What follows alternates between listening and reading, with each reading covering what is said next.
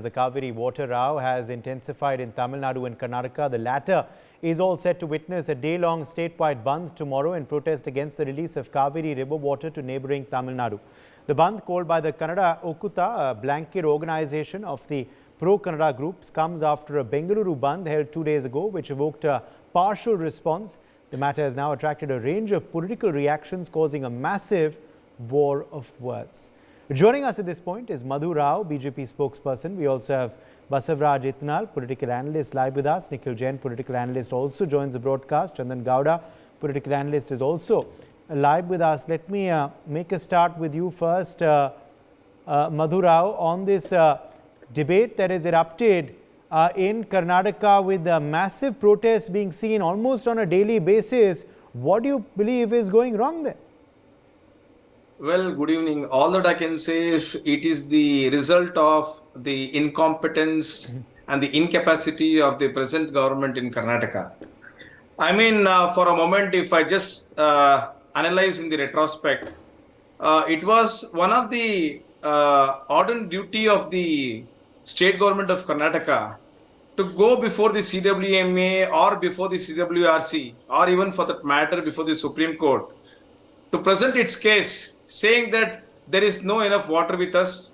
This is a distress year, so to say.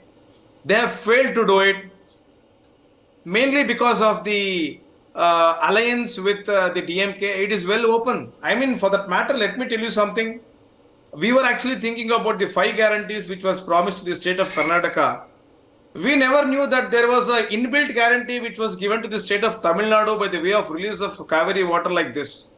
I mean, for heaven's sake, I have not seen a situation where Supreme Court has not told anything and it was on a suo motu basis. The government has already left water way back on August 10th. I mean, how is it possible even? And this government is riddled with corruption. They were all busy in the ATM Sarkara, and during that process, the whole of water has been released. More than 15 to 20 TMC of water has been released. For what joy? This government was elected to safeguard the interest of the people of Karnataka, not the people of Tamil Nadu. Because it's a constitutionally elected government, we expected Siddaramaiah and DK Shivakumar, who is supposed to be the CM and the DCM of Karnataka. Unfortunately, they have acted as if they're the CM and the DCM of extended arm of the DMK government. I'm sorry to say this. Today, we are at a situation where we don't even have water for drinking water. I mean, what else to do? Really, therefore, it's but for natural for the people to come out on streets. I mean, look at the situation, what we are facing. We do not have water after January. What do we have to do about it? Why was the government not explaining all these things before the Supreme Court? Or even I will challenge the Congress party. Please show us the affidavit. Where have you told this? And let me give you one instance, if I can talk for just about 30 seconds. You know, the Tamil Nadu is supposed to use 32 TMC of water for 1.5 lakh hectare of crop. And how much have they used? 62 TMC for more than 4 lakh hectares of water. Where has this government told before the Supreme Court? Where is such an affidavit you having told this? And now of all you are coming and telling that water won't be released. I mean, the gates have been opened. Water has flown into Tamil Nadu. You have not given not more than 5, not even 2 TMC of water to the farmers of Karnataka. Is it not but for natural for the farmers of Karnataka to air their issues, because at the end of the day, it is a farmer's issue? Okay, let me bring in Nikhil Jain for a quick response to this. Nikhil, Madhu Rao of the BJP, of course, squarely blaming the state government for the situation. They claim they have completely mismanaged the affairs, which is why the people on ground, the farmers of Karnataka, are very upset. Well, what Mr. Rao is saying on his show is absolute lies. He's not telling the people of Karnataka and the people of India that what the Karnataka government, the Congress government did in Karnataka was something that was pursuant to the orders of the Cauvery Water Regulatory Authority, which is a body that is independent supposedly, but is also working under the aegis of the Jal Shakti Ministry of the Government of India, whose members are appointed by the central government. So there are two bodies that direct the release of water through the dams which are in Karnataka to Tamil Nadu, release of Cauvery water, the CWRA, the Cauvery Water Regulatory Authority, and CWMA, the Cauvery Water Management Authority. And both of these bodies are not within the control of the Karnataka government or any Congress government, but are within the control of the government of India, which is under the BJP. So if indeed these bodies are giving wrong decisions, why is the BJP not raising it up with their own central leadership? What they're trying to do is that something that is an independent issue, that something that something that is given, a decision that is given by a technical body, and the state government is bound to follow. The Karnataka Congress government is following that order, and the BJP is trying to play politics with it instead of trying to figure out a solution in a bipartisan, multi-partisan manner with the Congress on how on how Karnataka could retain water as is needed for its domestic use, for its drinking water needs, for its agricultural needs. What the BJP is doing is pitting the people of Karnataka against the people of Tamil Nadu. I was on your show yesterday. I was on NewsX. I was on a NewsX show yesterday, and what the BJP person said was that Congress party is acting like they are agents of Tamil Nadu, which is the same language they use for people when they say somebody X is an agent of Pakistan or China. That is how they're looking at people of Tamil Nadu today. They're not looking at people as fellow citizens of our own country, but they're trying to pit the people of Karnataka against the people of Tamil Nadu just for their own political gains and benefits. And that is my problem with this. What do they expect the Congress government to do out of it? Not follow the law, not follow the orders and directions of an independent body. The best that the Karnataka government could have done was appeal and challenge those decisions before the appellate authorities, Supreme Court being in this case, which they've already done. They have to release the water. What is the politics in this? I don't understand. Okay, let me bring in Basavaraj Itnar. Basavaraj, because the fact is, the allegation being levelled by, the BJP and by others is that this is happening because the Congress and the DMK are in an alliance, which is why there is an appeasement being done by the Karnataka government to the Tamil Nadu government. Do you agree with this allegation?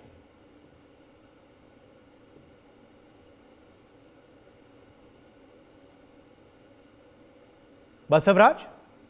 Okay, I think we've lost Basavaraj's connection there. Chandan Gowda, would you like to take that? Chandan Gowda, is this a fair assertion, this allegation that is being levelled? No, it is not. All you have to do is to look at how the previous state governments under different political parties have behaved in times of water scarcity and when you had to comply with the Water Regulatory Authority's decision. No government, whether it was led by the JDS or BJP or Congress, has been able to stop the water flow. At best, they can do some delay tactics, but there's always compliance. And everybody knows that.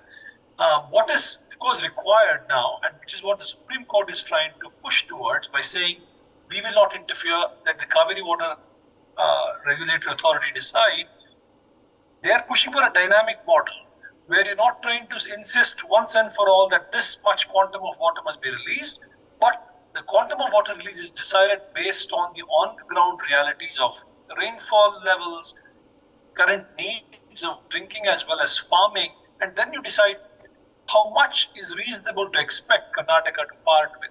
Right? And there's also other calculations, and the Karnataka farmers are constantly pointing to how the acreage of cultivation of sugarcane in the Cauvery Delta in Tamil Nadu has gone up way more than the permissible levels, etc. So these are also facts to consider. There's no point in becoming emotive about this as a Karnataka issue or a Tamil Nadu issue. It has to be seen within the federal context of water sharing in the most fair manner. And I don't think any party will be able to swing this matter in a special way because there is a tribunal that is set up by the Supreme Court, the Cauvery Water Disputes Tribunal, which then set up these bodies to look into this matter. And it's proper that everyone behaves like a citizen of a federal system. We can't act like we have rights to stop water as and when we please. At best, we can say we can't comply with an unreasonable request and reconsider the quantum of water. That's where I stand on this matter, Uday. Okay, Madhurao, come back in here on on your responses to Chandan's point and also Nikhil's point, where they are rebutting, the charges that this is happening because the mismanagement of the Congress government in Karnataka, and also the unfair assertion that is being levelled by your party and leaders and others that this is happening because this is appeasement of the Congress to the DMK. Well, let me first rebut to my good friend Nikhil Jain, who's an advocate. I mean, for a moment, I could have not had to listen to an argument like this, what he has made. CWMA gave a judgment, fair enough. It's a quasi-judicial body. We were only telling why did the state government not appeal to the Supreme Court by that night of 10th of August? Because all other cases, they run behind the Supreme Court in the night and the midnight. Why did this government did not go on 11th or 12th of midnight? For a moment. Now, my friend Nikhil Jain is telling CWMA is a body. It comes under the central government. Am I to understand that all the tribunals in India, whenever they give a judgment, then you go to the central government and induce the central government to tell the members of the CWMA to act in a particular way? Is it how the legal process works? I never knew about this. Fair enough. Now, having said so, I agree with Chandan Gowda about this matter. But the point is, you need to understand, Karnataka government, for a fact, has not told before the Supreme Court that this is a distress year. Why am I saying so? Because 2018, this judgment was passed by the Supreme Court. If I can give you the numbers, right from 2018 until up to 2023, we have had sumptuous rainfall years, and more than 20 to 30% excess of water has been released by Karnataka. I can show you the data right away with me. Therefore, it was necessitated by the state government to go before the Supreme Court and say, my dear Supreme Court, my lords, we have already released so much of water for these many years. This is a distress year. Kindly consider and direct the CWMA to understand what the distress are we facing about. That is what we expected. Where is the affidavit of that sort to be which has been filed before the Supreme Court is what we are asking for. And mind you one thing, we are only asking for drinking water purpose predominantly, not even for the purpose of even agriculture, because we listen to the argument of Mr. D.K. Shivakumar, where he says, yes, we are for Mekadatu project. Yes, we will do it. When they were not in government, they could do all the walk up to the Mekadatu and say that we would do this. But then today, Mr. Dore Murugan, who is the irrigation minister of Tamil Nadu, vehemently says, I will not let the Mekadatu project function. If this were to be the case, why did Mr. D.K. Shivakumar and Siddaramaiah go and pat the back of DMK and say, boss, we need some water for drinking purposes? You are asking for irrigation, we don't have for drinking purposes. Could it not have been the scenario? Is what we are asking. Is it wrong in asking? This is what the farmers are asking. Nikhil. Is that why did the Congress government not move the Supreme Court earlier? So what he's trying to say is that every time an independent body, supposedly independent body, gives a directive to any government, they should keep on challenging it and keep on challenging it. So far as the BJP's assertion is concerned that Karnataka is short of drinking water even, and none of the water that is being asked is for agricultural needs, I'm not quite sure of that, because if that is indeed the case, why is the CWRC giving an order like that? Because as a lawyer, I don't feel that any independent authority or quasi-judicial body is going to pass an order wherein one state people are getting water for irrigation in excess of what they're supposed to get, and other states people are being deprived of drinking water. So I'm sorry, I'm not 100% aware of the fact, but I really doubt, given the way the BJP is trying to spin this, given the way that the BJP is trying to make this out, I doubt that that is the case. And Mr. Dow is holding something up. I would like to see that. Yeah, I'll tell you something. I was just listening to the argument of my good friend Nikhil saying that what is the issue, why the water should not be released. Sir, we are in the vicinity of the Cauvery. 7 districts have been affected. You please, we invite all the persons, all the so-called progressive persons, please come and see the plight of the dams. There is no water in the dams. I am sorry for the fact the CWRC is also not able to understand, because we are not telling something which I am telling you whenever, it reminds me of a fact. Whenever there is a mining issue or something, drone survey is done. I am asking you, please ask the ISRO to do the survey. We don't have water. We have such a pathetic situation in all the 4 dams, Hemavati, KRS, Harangi and Kabini. We don't have waters. I mean, this is all in the open. The only fact of the matter is why CWRC and CWMA is accepting to whatever Supreme Court is telling is because there is no distress formula which is done. All these years we have been sumptuous water, and once in 7-8 years we have this problem of water scarcity. What do you do that time? Therefore, we are asking CWR. I expected this state government, please go before the CWRC and say, set a distress formula. We don't have rains, and it is a fact which CWMA has recorded. There has been 45% less rains in Karnataka, and of all they say, please release water. I truly, either I am irrational or someone else is irrational. Okay, let me take that across to Pikadi Nambiar as well, political analyst who I'm being told has also joined us now. Pikadi Nambiar, your take on this war of words which seems to have erupted in Karnataka, and also the protests which we're seeing on ground. There was also the Bengaluru Bandh which was called because of the Cauvery dispute. Absolutely, Uday. This is an emotional issue than the way my other co-panelists were talking about the technicality of it. That it is, of course, we all know that this year the rain was much lesser, and so as the water requirement of both the states needs to be met. But then the bottom line is that this could have been. I'm a little surprised. There is a new government in Karnataka, and they are the allies of the Tamil Nadu government.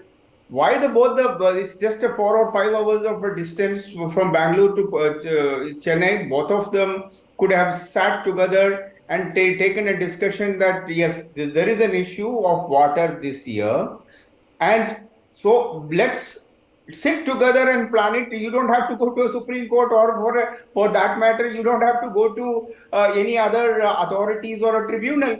But the problem here is that the moment there is a new government comes up, they try to make everybody happy, but then you can't make everybody happy with limited resources. I mean, the water is a resource which is limited this year in Cauvery. I belong to that belt.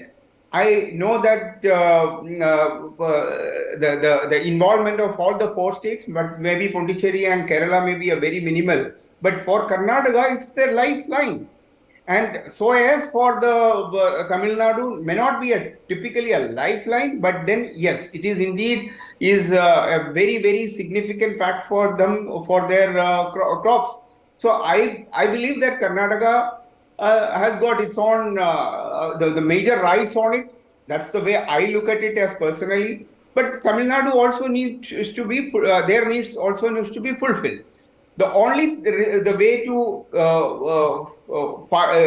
come back to the normalcy in this case is that both the political leadership, now they are an India alliance, they should come sit together and say that, boss, this is what I have, this much I can share with you, don't make a noise, you don't go to a tribunal. As soon as the more water we are able to gather in the river, we will be able to give you more. But without even looking at the basic requirements of Karnataka, you ask somebody to just release the water for a cultivation, that may be a little too much. And believe me, Uday, this is not just a water issue. This is an issue which is a very, very emotional issue for both the Tamilians and the Karnataks. So they look for an opportunity. When the last 5-6 years, or maybe because of the government or because of the rain gods, there was no issue. Remember that in the Vajpayee's time, the first time that every 4 chief ministers was called in one room, discussed. That is called as the political will of that government. I think here you have 2 partners, sit together, plan it out, and forever the problems will be solved. But if you wanted to make it as a political activity, I don't know how many people will die, how many people will, what all are we going to lose. One day Bandh of Karnataka will be affecting the exchequer, or the government itself in their revenue. So I think the political will is more important than the technical tribunal or a Supreme Court, whatever they are going to do. Yes, okay, let me also in fact quickly now ask Mr. Gowda where you see this story headed now. Do you believe this is something which we can expect this dispute every year now, or will there be finally one settlement with no more politics being played on this, on the water division route? Unfortunately, the history of this whole water sharing has been such, and the activism on the ground around water sharing in Karnataka and Tamil Nadu, or less in Tamil Nadu, more in Karnataka, has been such that a decision to simply, come to the table and sort it out will seem, any sort of concession, right, will seem like a compromise that ought not to have been done. And it will seem to be sacrificing the state's interests. So that sort of a broadest understanding of interstate unity among the people on the ground doesn't exist, and it's a political matter. and no government will want to seem to be soft peddling the issue. Everyone will try to say we will never comply with the order, we will never give them the water that's been detailed, and that's true. Karnataka actually hasn't released the amount of water that the Cauvery Management Authority has asked. When it said 5,000 cusecs a day, it was giving something like 3,500. Now it's 3,000 cusecs a day, we're giving 2,000. So and now there's some claim that the backlog has to be cleared, and the government is saying we can't do it right now, maybe at some point down the line when the rains are better, etc. So this will go on. This is a very Indian way of handling a difficult problem, buying time, slowing things down, keep deferring the real sort of solution until the problem is diffused. I'm sorry to say, it has been the pattern for years. And ideally, there was once, farmers independently from Karnataka went over to Tamil Nadu to see what the real needs were and came back with a better understanding of the ground and said, their needs are also genuine, etc., etc.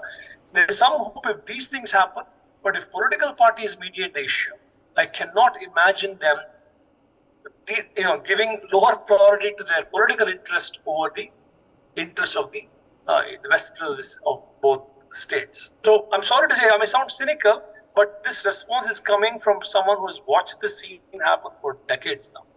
Last 3 decades, the same situation. When the rainfall is normal, no problems to sharing water. When there's acute drought, then this thing comes up and there's a delay tactic, and you give some, you don't give some, and you keep on prolonging the matter until the rains get better and you're able to share. I mean, this is exactly what I've seen happen. So I'm not surprised, but it's unfortunate that bandhs are called, which essentially means a lot of small traders and daily wage workers lose out on that money. And I'm sure that I hope that better ways of expressing discontent are seen. I mean, really, I feel just crores of rupees have been lost 2 days ago when there was a bandh called, and they will be lost tomorrow when there's a statewide bandh. And who is to talk about these people who are... Okay, let's leave it at that. My thanks to all of our guests for joining us. For more such videos, subscribe to the NewsX YouTube channel, hit the bell icon.